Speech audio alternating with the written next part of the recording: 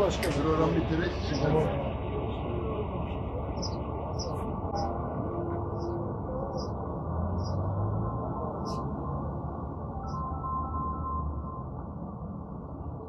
Yani dünyada ve tüm Türkiye'de yaşanan kuraklığın esas en derin yarası Malatya ve kendi Doğu Anadolu bölgemizde yaşandı.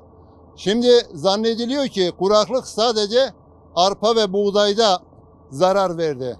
Aslında kuraklık ilçelerimizin tamamında görmüş oluyoruz ki pancarda da zarar verdi. Ayçiçeğinde de tüm ürünlerde zarar oldu.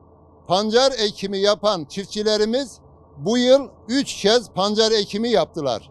Neden? Yağmur yağmadığı için yağmurla güvermeyen pancar, sulu tarım yapsak da biz bu pancarları güvertemedik. Ve ilçemizde kuraklıktan dolayı su sıkıntılarımız da vardı.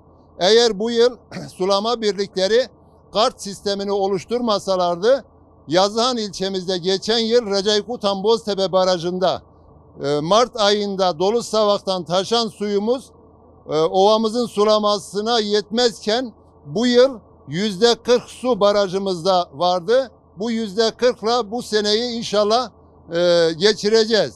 Şimdi söylemek istediğimiz şu ki Malatya'mızda su zengini olduğumuz halde yokluk çekiyoruz.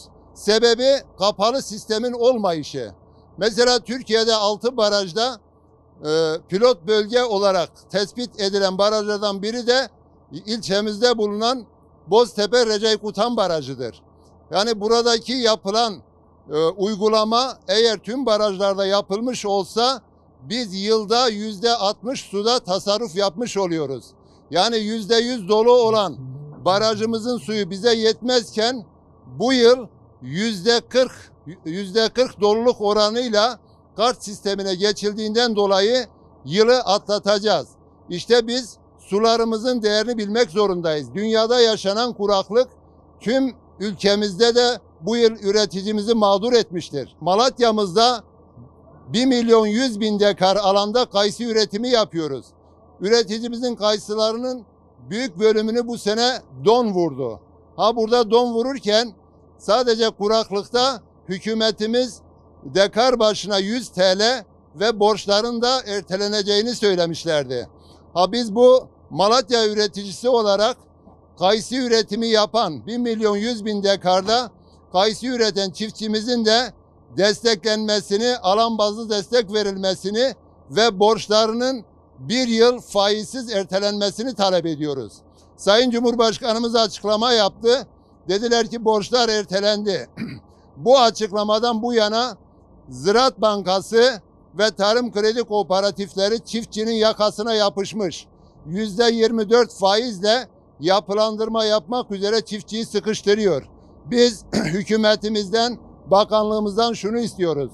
Cumhurbaşkanımız açıkladı. Bir an önce bu Ziraat Bankası ve Tarım Kredi Kooperatiflerine bir yazı gönderilsin. Artık verimi alamayan üreticimizin yakasından düşsünler.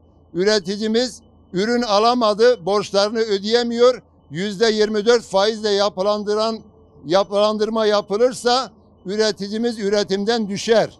Bu manada biz tüm yetkililerden yardım bekliyoruz. Ve tüm dünya için, tüm Türkiye için suyumuzun kıymetini bilelim. Artık dünya eski dünya değil, her şey değişti. İklimsel değişiklikler tüm ürünlerde açık bir fabrika gibi üretim yapan çiftçimizin tüm ürünlerinde hasara yol açtı. Ne kayısıdan, ne ayçiçeğinden, ne pancardan, ne buğdaydan. Artık geçmiş yıllarda almış olduğumuz ürünü alamıyoruz. Maliyetlerimiz 2 katına çıktı.